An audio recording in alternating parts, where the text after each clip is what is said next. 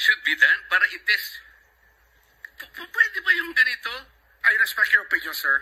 But It that's is not how, my opinion, it is in the law, Mr. Secretary. Yes, sir. Yes, sir. But I am And the operating. arbiter Sir, is can I the speak, law. sir? May I speak, sir? Yes, you I'm are speaking. operating from the vantage point of the reason behind the law, sir. What is the reason behind the law? So that we can get justice, and justice can only be attained if there is restitution. So that is the principle behind all of these things that we are talking about now. Mr. Secretary, restitution will come after. It cannot be. Sir, it can come before or after, sir. It can come before or You after. cite the law that it come before. Wala nga po sa batas eh.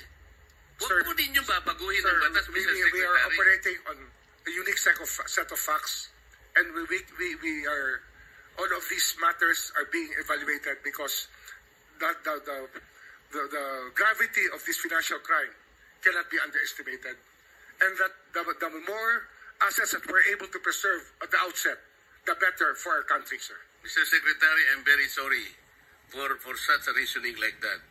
Alam mo, nakikinig I'm very ang sorry, sir. bansa. Also, sir, I'm very sorry too if you do not agree with me.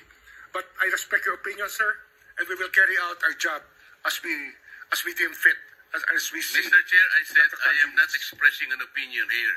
I am articulating the provision of law. You do not change the provision of law, Mr. Secretary. You may be disbarred from doing this.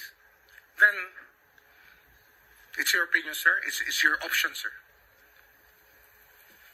Sinabi ko na nga hindi ko opinion ito. I am Then it's your option, articulating sir. the If it provision of law. is what you wish to happen, that you may proceed Ikaw ang with what you nagbibigay wish. ng opinion, nilalagay mo yung restitution to test the goodwill of a possible applicant. It is not in the law. Unless you are able to point out the provision of law that it come before. Hindi ganun eh. Sabi mo na nga, and we admitted, impliedly instituted ang civil liability, but this will come eventually after the court has pronounced kung magkano ibabalik niya kung meron man. Not before.